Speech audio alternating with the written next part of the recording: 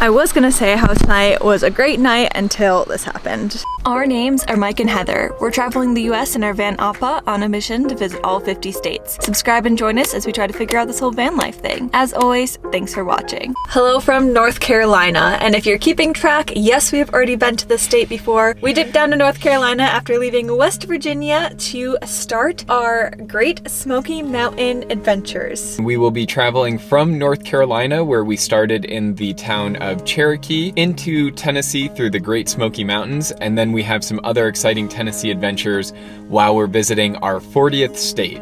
It is quite busy. I believe that we are here in peak season, which is fall, because of all the beautiful colors that we are now surrounded by. And yeah, before we get started, there's one thing we have to do, which is go get our passport book stamped. Yep. Now we're ready to go. We did download the Gypsy Guide app for this national park as well. Essentially what it is a GPS navigation app that acts as a little tour guide along with you as you drive through a national park, and it'll tell you points of interest, history, fun facts, everything that you could possibly need to know about the national park. And one of the very first things that we learned about this park is that it is the most visited national park in all of the United States. And I'm definitely not going to argue with that fact, because there are definitely a lot of people here, so I'd believe it. We are leaving that Econolofty Visitor Center and making our way towards Gatlinburg now through the national park, and I think we're about to get another navigation point. Great Smoky Mountains National Park. We're about to drive along Newfound Gap Road across the park to Gatlinburg, Tennessee. We have just pulled off to our first overlook. The guide said that once we cross into Tennessee, there'll be a lot more overlooks, but this one was a must stop on this side of the park because of the expansive views of the national park itself. So we're going to get out and take a look as we continue making our way towards Tennessee. Put the pickup into drive, chase the dawn, burn the light, let's go. Take the change from our savings jar, grab the Gibson, ditch the phone, let's roll. Maybe where we're going there are no exit signs. Not too long from now, we'll arrive at the parking area for Clingman's Dome. And the first thing you'll notice is there is a lot of parking. The second thing you may notice is they need more of it. So this is definitely going to be worth all of the traffic that we're sitting to find a parking spot, because we are at the top of Clingman's Dome, or we soon will be, because there is a hike that takes you to an absolutely amazing lookout tower that looks like a UFO and has unbelievable views of the national park. We have finally found a parking spot, which means that now we can get out and go see Clingman's Dome. I know we keep commenting on how busy that this park is, but quite honestly, it's unbelievable to us about how many people are here. We've never seen anything like this in any of the national parks we went to. I think the closest that we've ever seen was maybe in Zion National Park out in California. Yeah, Yosemite, the inner valley was pretty busy. Yeah, that's true. But not the entire park like this one is here. That's the one I was thinking of. And to be fair, we are here in peak season because it is the fall foliage, which is when everybody flocks down here to see all the beautiful leaves. And we are here in the afternoon because we didn't get up early to enter the park. So that's 2 strikes against us. So it's definitely probably an us problem at this point in time. So this is a little bit more of a walk than it is a hike. It's a fully paved path that goes up to the observation point. It's about half a mile with 300 feet of elevation gain. But I think this is kind of a perfect thing for what we have today. Not too long and not too strenuous. So we've started kind of the steep ascent, but it'll all be worth it because once you get to the top, you should be able to see 7 other states. This hike is a lot steeper than it looks. Plus the elevation, you start to feel it huffing, puffing, feel it in your legs. Yeah, we're totally gonna blame the elevation and not the fact that we're out of shape. I made it to the top, still catching my breath. Hopefully my face will fade to not being this bright red. But probably not anytime soon because we still have to get to the top of that. That is pretty cool though. Yeah, the flying saucer. So once you get to the top of Clingman's Dome, there's a rampway up to the top of the 40-foot observation tower, which was built as part of the National Park Service Mission 66, which was its 50th anniversary. So this was built back in the 60s and is still standing and offering great views to all of the visitors who braved the hill. It's crazy up here. Definitely worth it for the views though. So we were able to successfully make it up to the top of Clingman's Dome, climb the observation tower, and now we're heading down. One of the other cool things about being here in the Smoky Mountains National Park is that the Appalachian Trail travels through it. So this is a trail that runs over 2,000 miles from Maine all the way down to Georgia, and a section of it is available right here, so you can kind of step on the trail and imagine what it would be like to travel that amount of distance on the trail. But it is a continuous hike and people actually do it. You can see the parking lot that we have to get to all the way down there. It's a lot easier on the way down. It's not as tough. I can actually breathe normally again.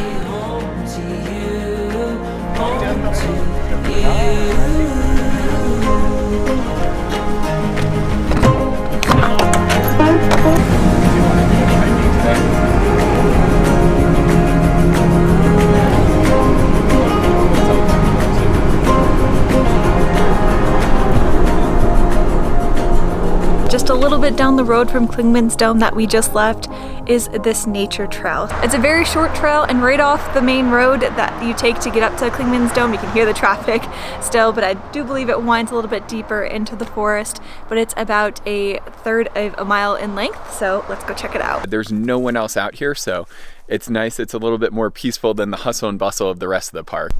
It also smells really good in here, like fall with all the leaves that have fallen, so the crunching, definitely some good fall ASMR stuff going on.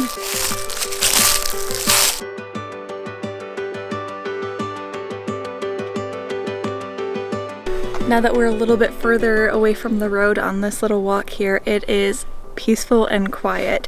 This is what I think of when I think of national parks. It's so quiet, it's so peaceful, and I think it's really a lovely hike. Seeing the moss overgrown on the trees and even some of the benches kind of overtaken with different vines and moss, it really makes it feel kind of like you're in a fairy tale book setting. Now, depending on where you're visiting from, the writer that we introduced here doesn't.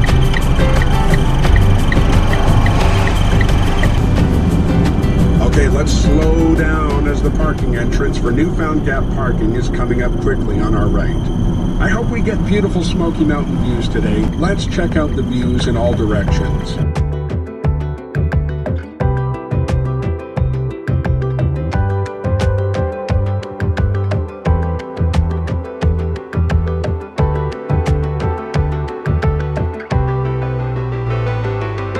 Welcome to Tennessee. The crest of the Smoky Mountains marks the border between Tennessee and North Carolina. And now we'll begin to descend toward Gatlinburg. We are officially in Tennessee. We crossed in and we are at our first overlook, which is the Morton Overlook here. But yes, this is a brand new state. We can say it, we've officially entered Tennessee. I think that's the best overlook yet. Now onward to deeper into Tennessee.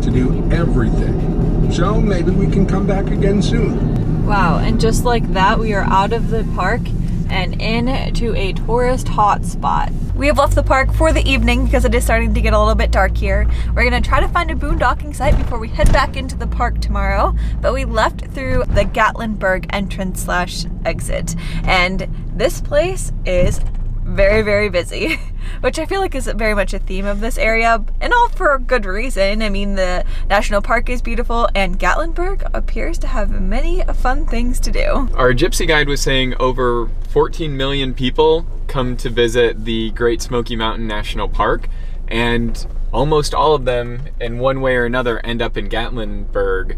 And so this area definitely looks like it's done its part in trying to accommodate all of those visitors. The streets are lined on both sides with shops and things to do and hotels.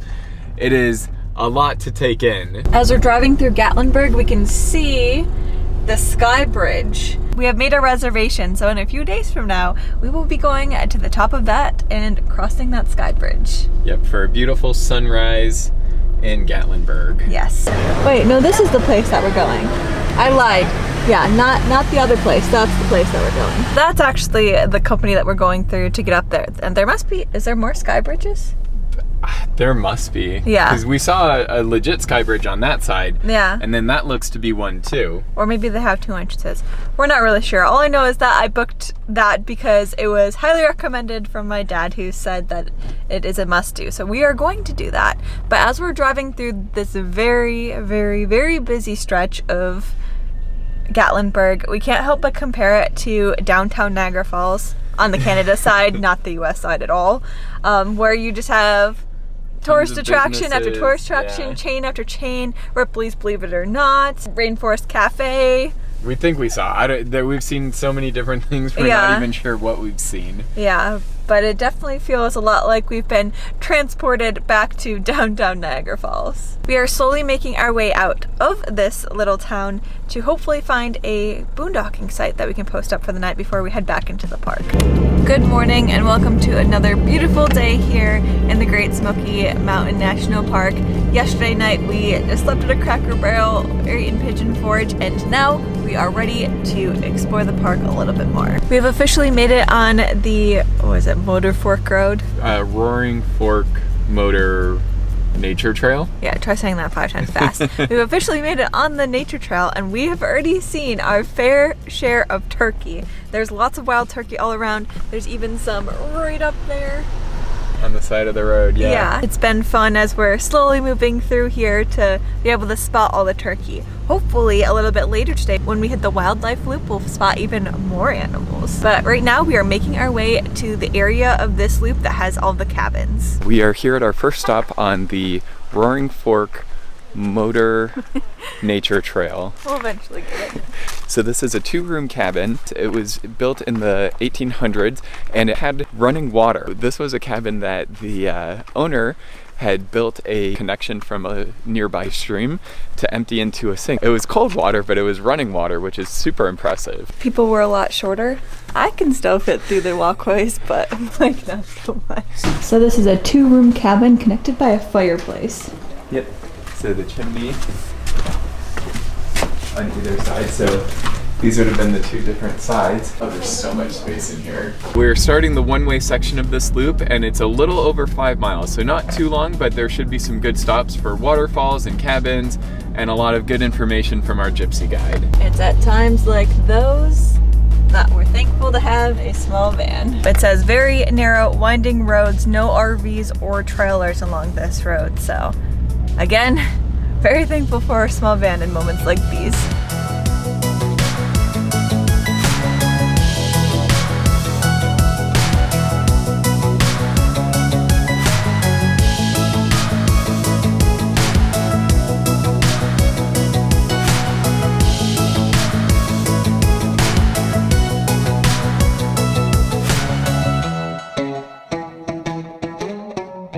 So we've stopped at another cabin, and this one is really cool. It's been painted. We've been trying to get out and see all of the points of interest as much as possible, and we even had a couple of the hikes on our itinerary for this morning in this area, because this particular loop road, there's some stunning waterfalls, but unfortunately it's kind of hard to do with just the sheer amount of people that are here.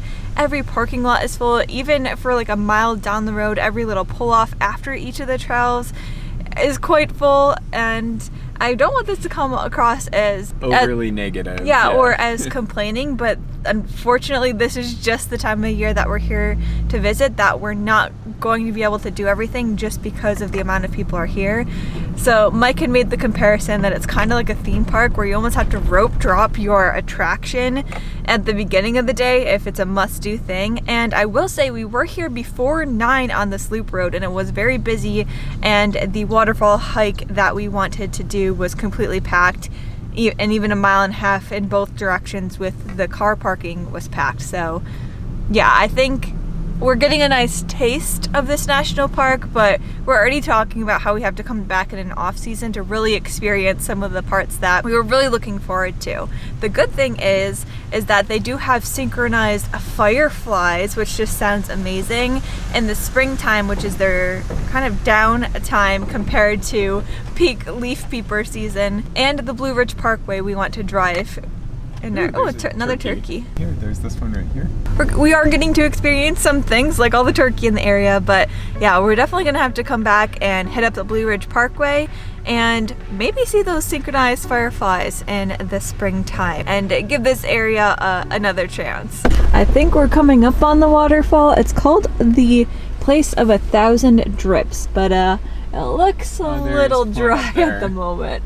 Yeah. Oh, there's a waterfall. Oh, that's pretty. Okay, we'll pull off. There's a little pull off to the right of the 1,000 Drip waterfall. Place of 1,000 Drips. Yeah, so we're gonna get out and check out the little waterfall that's just by the side of the road. We got a small glimpse of it driving past and it looks very beautiful. Do you keep on going when everything you know is falling to pieces? Or do you keep on rolling with the punches without something to believe in? We did it! We saw a waterfall! Woo! Yes. This one didn't have any signage for it, so I think that's part of why no one really pulled off to take more of a glance, but this is the Place of 1,000 Drips, and it was noted on our Gypsy Guide as a place to look for. But the other one, Glen Falls, Rainbow Falls, those ones were connected to a parking lot and had a trail to get to, and they were packed. But I was a little bit bumming out because we weren't going to be able to see a waterfall. So I was really hoping that this one was as easy as the guide made it seem to see. And yes, we have seen a waterfall in the Great Smoky Mountains National Park. We can now finish our loop. Yes, let's go, because we have a whole nother driving loop after this.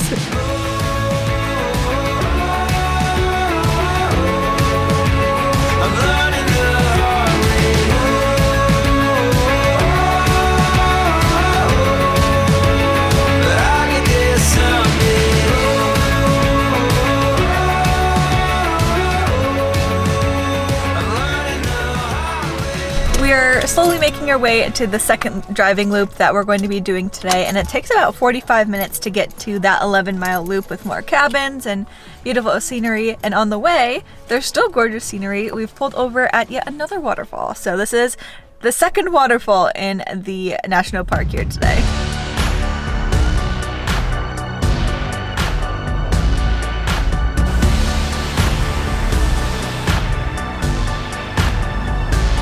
Unless you're a research scientist.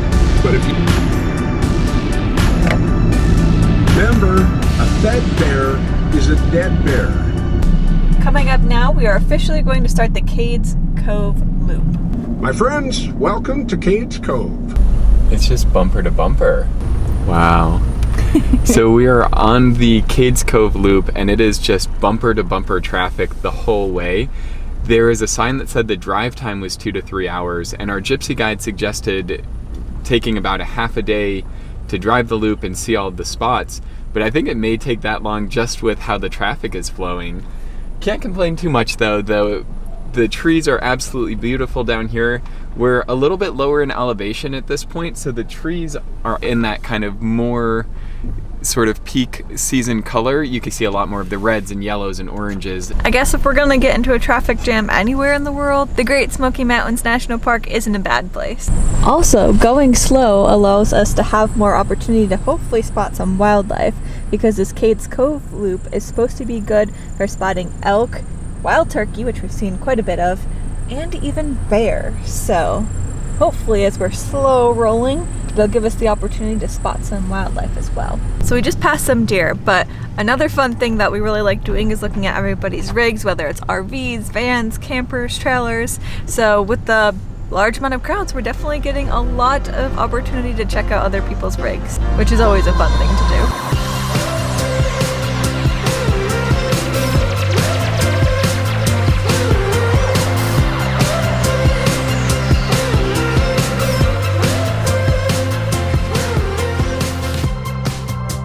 So we've pulled off of the scenic drive and we have come to the Cable Mill Visitor Center. So there's a collection of old buildings and barns, a grist mill, a blacksmith shop, a lot of kind of historic structures here. So we're gonna get out and explore this complex.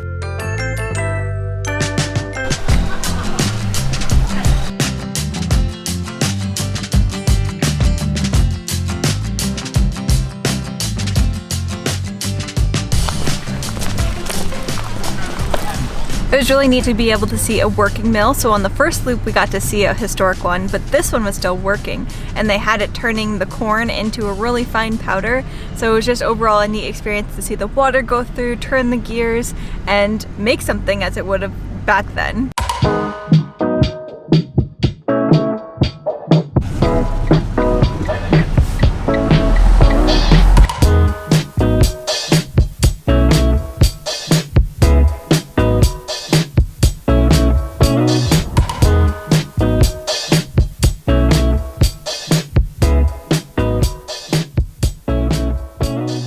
We have come to the Elkmont camping sites. Fortunately, there was a cancellation and we ended up with a spot on the water right by the creek. We have a beautiful place to camp tonight.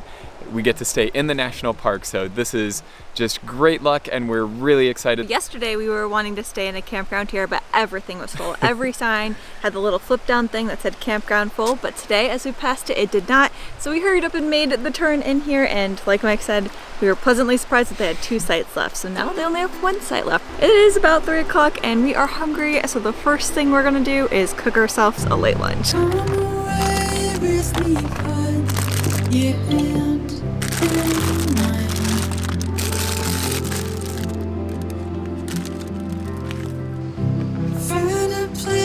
We can stay and stop time.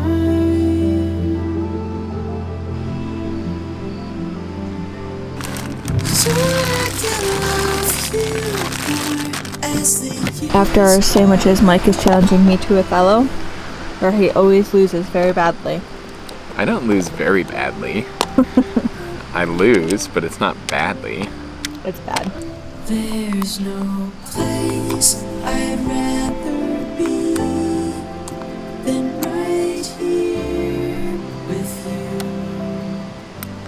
Ready to play again? Who won? I don't know. That's only game 1. How many were we playing? Until I win the best of series. You have to win the series, Heather. You ready for round 3? Who won? That time I won. I don't know how I did it. And who's equally a sore winner? I am not a sore winner. It's okay, I let you win to boost your morale. This is the championship. The one that will let us know who the winner is. AKA me. I don't know if I've ever won one of these before. I think I've won a game here or there, but I've never won a set. This could be big. I don't know what I did. I know I did well in the beginning, but I don't remember what I did. This is actually the first time I've ever beaten Heather in a best of 3 game on this, so I'm very excited. Are you actually mad? I love that you're so competitive. I was gonna say how tonight was a great night until this happened. But What did you just say? nothing. In all seriousness, it is a beautiful night. It's like the perfect fall day. It's not even like that cold, crisp fall. It's just a really nice, Pleasant. It's sit in your like 50s or sweatshirt, 60s. comfortable fall. Yeah. But now I'm in a bad mood. There's only one thing that can fix this: pasta.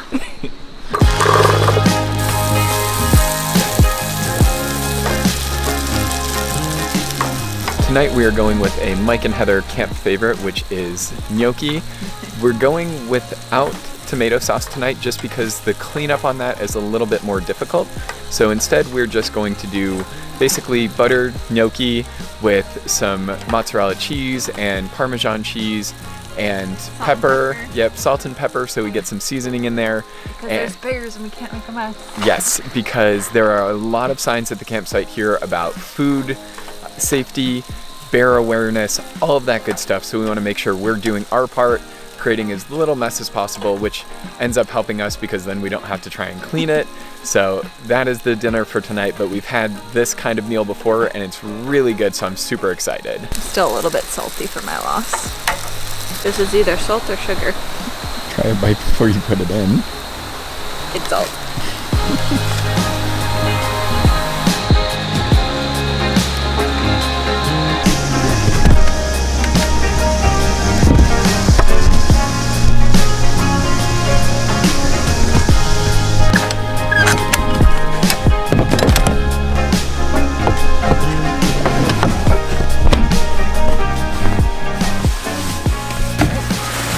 So we're gonna say goodnight here and we'll see you tomorrow morning.